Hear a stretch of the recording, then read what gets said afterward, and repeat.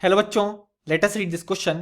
This question says the order of increasing ionic radius of the following is.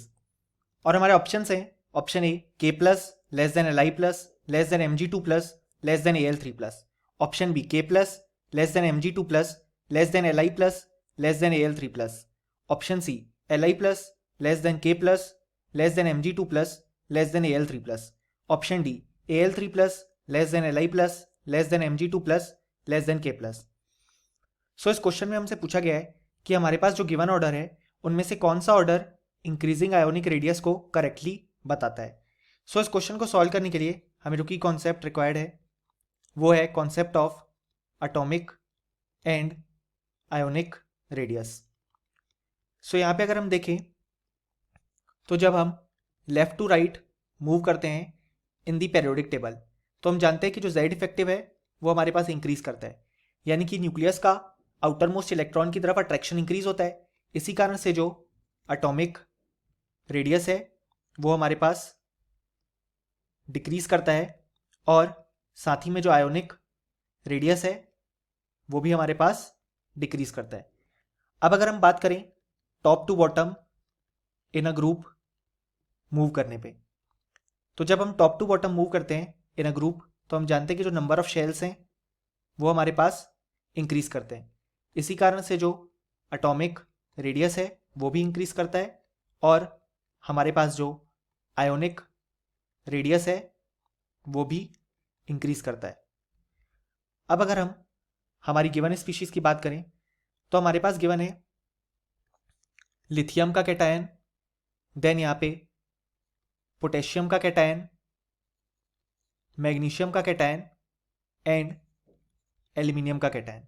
सो हम जानते हैं कि lithium और पोटेशियम दोनों बिलोंग करते हैं to first group, magnesium belong करता है टू सेकेंड ग्रुप एंड यहाँ पे एल्यूमिनियम बिलोंग करता है to 13th group.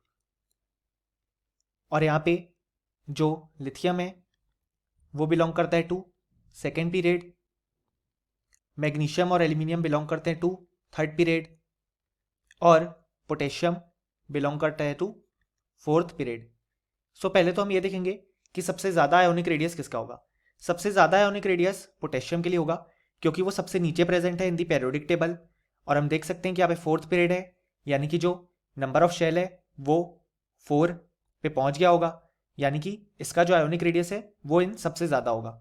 So K plus का आयोनिक रेडियस सबसे ज़्यादा हो जाएगा। अब हम कंपैरिजन करेंगे सबसे पहले Mg2 प्लस और Al3 प्लस के केस में। तो हम जानते हैं जब हम लेफ्ट टू राइट मूव करते हैं इन अ पीरियड तो हमारे पास जो आयोनिक रेडियस है वो डिक्रीज करता है। सो Al3 प्लस का आयोनिक रेडियस कम होगा as compare to Mg2 plus. अब यहाँ पे जो मेन कंपैरिजन की बात आएगी वो आएगी Li प्लस के बीच में और इन दोनों के बीच में। सो Li प्लस का जो आयोनिक रेडियस है वो Mg2 प्लस के आसपास लाई करता है, इसलिए हम जानते हैं कि जो ये दोनों हैं वो डायगोनल रिलेशनशिप शो करते हैं। और Li प्लस हमारे पास बेसिकली लिथियम का कैटायन है और लिथियम अल्कली मेटल्स का पार्ट है। सो इस कारण से वो फर्स्ट ग्रुप में प्रेजेंट भी है। सो इसके लिए जो इसका आयोनिक रेडियस होता है वो एल्यूमिनियम से ज़्यादा हो जाता है। हमें लग सकता है कि एल्यूमिनियम हमारे पास यहाँ पे पेरियोडिक टेबल में नीचे प्रेजेंट है, सो इसका आयोनिक रेडियस ज़्यादा होना चाहिए, लेकिन यहाँ पे Li प्लस का आयोनिक रेडियस कंपैरेटिवली ज़्यादा आ जाता है क्योंकि वो इनिशियल पार्ट में प्रेजेंट है। इसी कारण से अगर हम कंपैरिजन देखें तो हमारे पास सबसे कम हो जाएगा Al3 प्लस, क्योंकि हमने देखा Al3 प्लस जो है वो हमारे पास Mg2 प्लस से भी छोटा होगा। देन उससे ज़्यादा हो जाएगा Li प्लस का एंड देन उससे ज़्यादा हो जाएगा Mg2 प्लस का। यहाँ पे ऑल्दो Li प्लस और Mg2 प्लस के आयोनिक रेडियस आसपास होते हैं लेकिन ज़्यादा Mg2 प्लस का होता है। सो अब अगर हम इस ऑर्डर को अपने एक्सपेरिमेंटल डेटा से देखें, सो एक्सपेरिमेंटल डेटा कहता है K प्लस का ionic radius 138 picometer, Mg2 plus का 66 पिकोमीटर, Li प्लस का 60 पिकोमीटर और Al3 प्लस का हमारे पास 53 पिकोमीटर। सो हम देख सकते हैं कि जो Li प्लस और Mg2 प्लस है वो आसपास लाया करते हैं। सो ये आ गया हमारे पास करेक्ट ऑर्डर। अब अगर हम देखें तो इस करेक्ट ऑर्डर को रिप्रेजेंट करने वाला केवल एक ही ऑप्शन है, जो कि हमारे पास ऑप्शन डी। वैसे हम डायरेक्ट के प्लस का देख के ही ऑप्शन एलिमिनेट करके ऑप्शन डी को करेक्ट बता सकते थे, क्योंकि सबसे ज़्यादा तो के प्लस का ही होगा, और हमारे ऑप्शन ए, बी एंड सी जो हैं वो इनकरेक्ट हो जाएंगे। यानी कि फाइनली हम ये बोल सकते हैं कि हमारे पास जो इस क्वेश्चन का करेक्ट आंसर आ जाएगा वो आ जाएगा option D. Hope you understood it well. Best of luck.